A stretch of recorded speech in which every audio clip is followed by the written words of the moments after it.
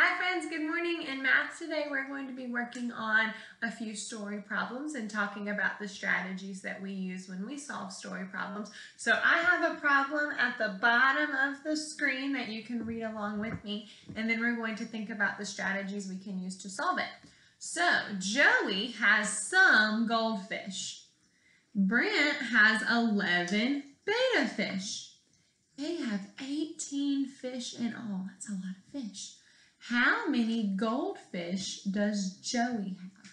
Go ahead and close your eyes while I read it again so you can make a movie in your mind about what you're missing in the story.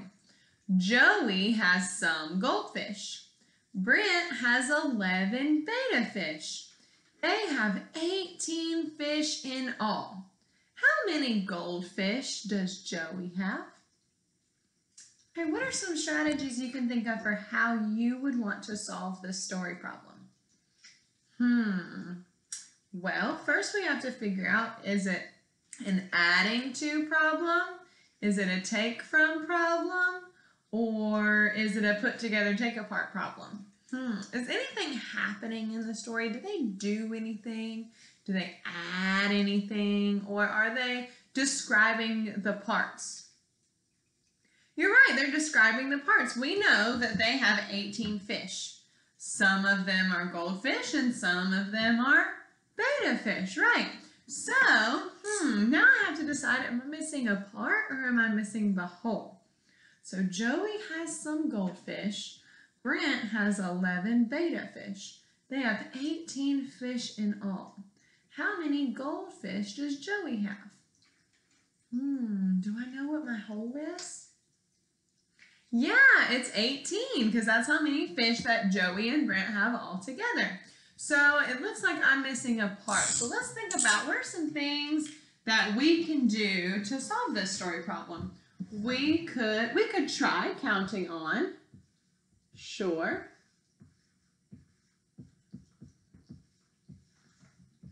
What else could we try? Okay, we could do a number bond.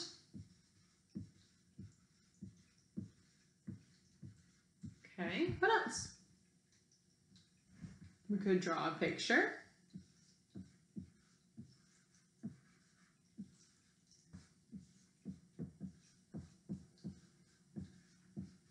Okay, let's see. I'm not sure if we would be able to make a 10 because we don't have our equation yet. So, in some story problems, you can make a 10, but I don't think that's one that we can do this time. So let's see if we can come up with our equation. Joey has some goldfish. Do we know how many goldfish Joey has? No, so that's going to be our box for Joey, and we've already decided that that's a part, okay? Brent has 11 betta fish. Is that our other part? You got it. And they have 18 fish in all. So that is going to be our whole. So if we have Joey's part plus Brent's part, that will give us a total of 18 fish in all. I just remembered another strategy that we used right before we left school. Do you remember using tape diagrams to show the parts? I do. So let's try to make a tape diagram. What's the part that we know? We know 11. So I'm going to draw 11 circles. 1, 2, 3, 4, 5, 6, 7, 8, 9, 10, 11. Remember, good mathematicians always go back and check to make sure they got it. 1, 2, 3, 4, 5, 6, 7, 8, 9, 10, 11, because I don't want to make a counting mistake. And I know that those 11 fish belong to Brent, and there are 11 of them. So I'm going to draw my box. Okay, now is 11 isn't very far away from 18. So here is our other box. So we don't know how many fish Joey has right now, but we know that our total is 18. Now, what can we do to figure out how many fish go in this box? Oh, I could keep drawing and keep counting. So I have 11. And when am I going to stop? When I get to 18. 11, 12, 13, 14, 15, 16, 17, 18. And my other box was just the right size. So now what do? I count how many circles are in Joey's box. Let's count. 1, 2, 3, 4, 5, 6, 7. So, how many goldfish does Joey have? 7. 7 what? 7 books, 7 markers. Good, we have to have the label. He has 7 goldfish. So we can use a tape diagram to solve. Let's look to see if I can count on. So it looks like I'm missing my first partner. So I'm going to count on from this partner until I get to 18. Are you ready? 11 in my head, 12, 13, 14, 15, 16, 17, 18. How many fingers do I have up? 7. So Joey has 7 goldfish. If you wanted to turn it into a number bond, you can. Remember what goes at the top? The whole. What is the whole in this story? 18. And what's the partner that I know? 11. And then I would just count on the same way. So I was right to think that in this story, we can't make a 10 because 11 has 110 and 18 has 110. So we can't make a 10 to solve this one, but we can count on. We could use a number bond.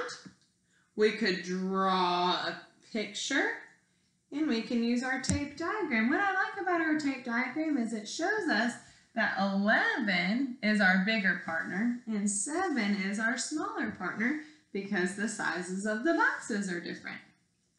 So it looks a lot like a number bond. We talked about how our tape diagram looks a lot like a number bond, but it helps us see the sizes of the parts a little bit better than a number bond does. So here's what you are going to do. At the bottom of the screen, I have a new story problem that I'm going to read to you. And I would like you to use any strategy that you would like to solve this story problem. So you can use a piece of paper in your home journal, or if you have another piece of paper at your house. I also put it up on Seesaw, so if you would like to draw, your picture or write your equation on the Seesaw paper, you can turn it in that way.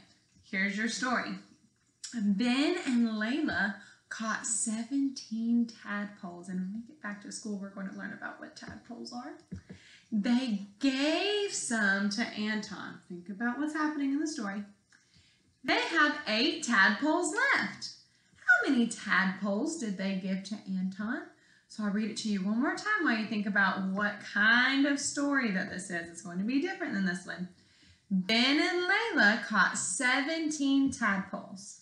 They gave some to Anton. They have 8 tadpoles left. How many tadpoles did they give to Anton? So think about if you're adding to, taking from, or if it's a put together, take apart, describing kind of problem, okay? Then you have to decide if you're missing a part or if you're missing the whole. You can use any of these strategies. You can count on, you can use a number bond, you can draw a picture, a tape diagram. If you're able to make a 10, you can do that. Solve it any way that you would like to, and then show me your answer and your work. Have a great day, friends.